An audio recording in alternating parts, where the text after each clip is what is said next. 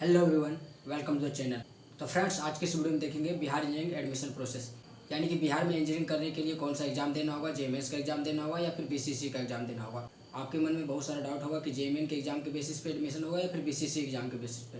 तो सब कुछ इस वीडियो में डिटेल में बात करेंगे। अगर आप चैनल पर नए हैं तो चैनल को सब्सक्राइब करके बेल आइकन को प्रेस करिए ताकि कोई भी इंजीनियरिंग रिलेटेड वीडियो बनाए तो आपके पास नोटिफिकेशन चला जाए। तो चलिए फ्रेंड्स, शुरू करते हैं। फ्रेंड्स, सबसे पहले आपको बता दें कि बिहार में इंजीनियरिंग के लिए सबसे पहले बीसीसी का एग्जाम होता था। बीसीसी का सेपरेट एग्जाम होता था, पर 2019 से ये जेएमएस के थ्रू एडमिशन होता है। जेएमएस में जितना परसेंटाइल होगा उसके थ्रू एडमिशन होता है, बट इस साल से दोनों एग्जाम के बेसिस पे एडमिशन होगा। तो चलिए देखते हैं जेएमएस के एग्जाम के बेसिस पे कब एडमिशन होगा और बीसीसी एग्जाम के बेसिस पे कब एडमिशन होगा। सबसे पहले काउंसलिंग होगा जेएमएस के बेसिस पे। अब बात करते हैं कि जब जेएमएस के एग्जाम के थ्रू एडमिशन हो ही रहा था तो बीसीसी एग्जाम लेने का जरूरत क्या पड़ा। तो फ्रेंड, बहुत सारे स्टूडेंट जेएमएन का एग्जाम नहीं दे पाते थे, या फिर जेएमएस के थ्रू जो काउंसलिंग होता था उस काउंसलिंग के बाद सीट वैकेंट रह जाता था न्यू कॉलेज में। तो वो वैकेंट सीट को फुलफिल करने के लिए बीसीसी का एग्जाम का आयोजन होगा। तो ये बात जान लीजिए कि बिहार इंजीनियरिंग में एडमिशन लेने के लिए टोटल 2 ऑप्शन है। पहला ऑप्शन है जेएमएस के बेसिस पे और दूसरा ऑप्शन है बीसीसी एग्जाम के बेसिस पे। तो चलिए सबसे पहले देखते हैं पहला ऑप्शन क्या है। सबसे पहले आपका काउंसलिंग जेएमएन के बेसिस पे होगा। आपको जेएमएन का एग्जाम देना होगा और 12th में या फिर अपेयरिंग हो या फिर पास हो, यानी कि इस बार 12th दिए या फिर पिछले साल 12th दिए हैं तो आप एलिजिबल हैं। 12th में 45% मार्क्स आना चाहिए, पीसीएम रहना चाहिए, physics chemistry math. JEE exam computer based test होता है, आप लोग भी जानते हैं। 25-25 क्वेश्चन तीनों का रहता है, फिजिक्स केमिस्ट्री मैथ का। और एक क्वेश्चन सही करेंगे तो 4 मार्क्स और अगर गलत करेंगे तो -1 मार्क्स। उसके बाद मिनिमम 1 अटेम्प्ट आउट ऑफ 4, यानी कि जेईई का जो 4 अटेम्प्ट होता है, अगर आप मिनिमम 1 अटेम्प्ट दिए हैं तो आप एलिजिबल हैं यूजीसी काउंसलिंग बिहार इंजीनियरिंग में। आप चाहे तो 2 भी दे सकते हैं, 3 भी दे सकते हैं, या फिर चारों का चारों दे सकते हैं। तो आपके ऊपर है, अगर आप चाहे तो 1, 2 या फिर 3 या फिर चारों का चारों दे सकते हैं।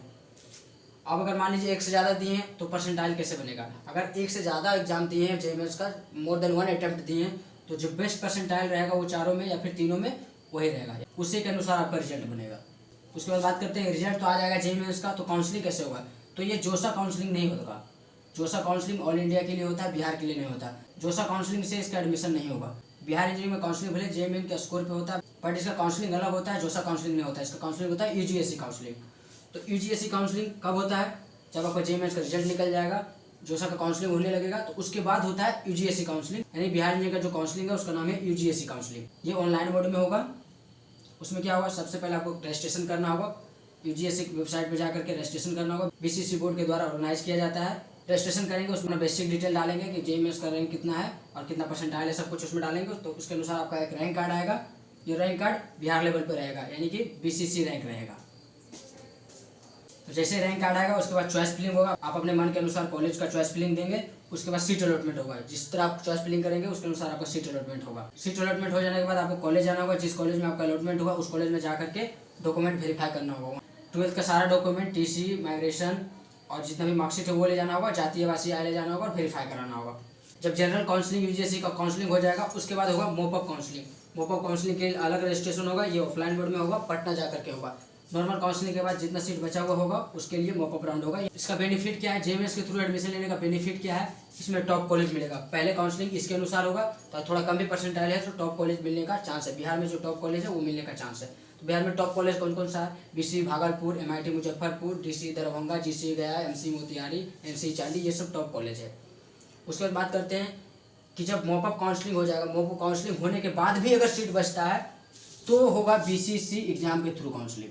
जितना भी सीट बचा रहेगा मॉपअप काउंसलिंग के बाद उतना सीट पे काउंसलिंग होगा बीसीसी के एग्जाम के थ्रू, यानी कि ये होगा 3rd नंबर में। पहले नॉर्मल काउंसलिंग होगा यूजीएससी का, उसके बाद मॉपअप होगा।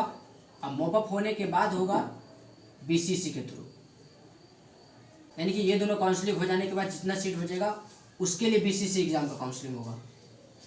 तो इसमें भी 12th होना चाहिए, पास होना चाहिए, पीसीएम होना चाहिए, या अपेयरिंग हो या फिर पास हो। पिछले साल का स्टूडेंट भी दे सकता है। इसका एग्जाम बीसीसी एग्जाम होता है, ऑफलाइन मोड में होता है। 100 क्वेश्चन, फिजिक्स केमिस्ट्री मैथ का तीनों का 100 क्वेश्चन होगा। अगर एक सही करेंगे तो 4 मार्क्स, अगर नेगेटिव करेंगे तो -1। उसके बाद आपका रिजल्ट आएगा, उसका रैंक कार्ड बनेगा बीसीसी का। तो उसके बाद काउंसलिंग होगा। फिर काउंसलिंग सेम काउंसलिंग उसी तरह का होगा, इसका भी होगा यूजीएससी काउंसलिंग, बट इसका काउंसलिंग होगा मॉपअप के बाद। मॉपअप यानी कि स्पॉट राउंड जो हो जाएगा उसके बाद जितना सीट बचेगा उस पर काउंसलिंग होगा। उसके लिए आपको रजिस्ट्रेशन करना होगा। रजिस्ट्रेशन करने के बाद फिर चॉइस फिलिंग करना होगा। उसके बाद सीट अलॉटमेंट और डॉक्यूमेंट वेरिफिकेशन कराना होगा जो कॉलेज मिलेगा। तो बीसीसी एग्जाम के बेसिस पे काउंसलिंग करने का घाटा क्या है, इसमें देखिए जो टॉप कॉलेज रहेगा वो मिलने का चांस कम है, क्योंकि टॉप कॉलेज जेईमेंस के थ्रू जितना भी कॉलेज होगा टॉप कॉलेज उसका सीट फुलफिल हो जाएगा। इसका डिमेरिट यही है कि इसमें टॉप कॉलेज मिलने का चांस कम होता है। अगर आप जेईमेन का एग्जाम नहीं दिए तो बीसीसी का एग्जाम देकर भी बिहार इंजीनियरिंग में एडमिशन ले सकते हैं। आपके मन में डाउट होगा, अगर आप पूछ रहे हो कि कौन सा बेस्ट है, मैं तो बोलूँगा आप जेईमेंस के थ्रू एडमिशन लीजिए। इसमें थोड़ा कम परसेंटाइल भी है तो टॉप कॉलेज में मिलने का चांस है, क्योंकि बीसीसी एग्जाम के थ्रू जो काउंसलिंग होगा उसमें 1000 के आसपास ही वैकेंसी सीट रहेगा, उसमें भी न्यू कॉलेजेस में रहेगा। अब बात करते हैं क्या दोनों में पार्टिसिपेट कर सकते हैं, तो हाँ जरूर कर सकते हैं। अगर आप जेईमेंस में कम परसेंटाइल है तो जेईमेंस में भी अप्लाई करके देख सकते हैं। अगर आप जेईमेंस के एग्जाम दिए हैं तो यूजीसी काउंसलिंग में जेईमेंस के थ्रू भी कर सकते हैं, बीसीसी का एग्जाम दिए तो बीसीसी के थ्रू कर सकते हैं। आप दोनों में काउंसलिंग कर सकते हैं, जो जिसमें आपका बेस्ट कॉलेज मिलेगा वो आप ले सकते हैं। चांस है कि जो जेईमेंस के थ्रू काउंसलिंग होगा उसमें आपको अच्छा कॉलेज मिलेगा, क्योंकि इसमें जो वैकेंसी सीट रहेगा उसी पे काउंसलिंग होगा। अब बात करते हैं बिहार इंजीनियरिंग में टोटल कितना सीट है, तो टोटल 10,000 के आसपास सीट है। एक बार आप फिर से समझ लीजिए, सबसे पहले जेईमेंस के थ्रू काउंसलिंग होगा। जब आपका जेईमेंस का रिजल्ट आ जाएगा उसके बाद काउंसलिंग होगा यूजीसी काउंसलिंग, इसका सेपरेट काउंसलिंग होगा बिहार के लिए यूजीसी काउंसलिंग। जब यूजीसी काउंसलिंग हो जाएगा उसके बाद होगा मोपअप काउंसलिंग, ये ऑफलाइन में होगा। यूजीसी काउंसलिंग हो जाने के बाद मोपअप काउंसलिंग होगा। यूजीसी काउंसलिंग 2 राउंड या फिर 3 राउंड में होगा, जैसा रहेगा सिचुएशन वैसा बीसीसी बोर्ड डिसाइड करेगी, 2 राउंड में होगा या फिर 3 राउंड में होगा। उसके बाद मोपअप राउंड होगा। मोपअप राउंड हो जाने के बाद बीसीसी के थ्रू काउंसलिंग होगा, यानी कि सबसे पहले जेईमेंस के थ्रू, उसके बाद मोपअप राउंड होगा। मोपअप राउंड भी जेईमेंस के बेसिस पे होगा, उसके बाद बीसीसी एग्जाम के बेसिस पे काउंसलिंग होगा।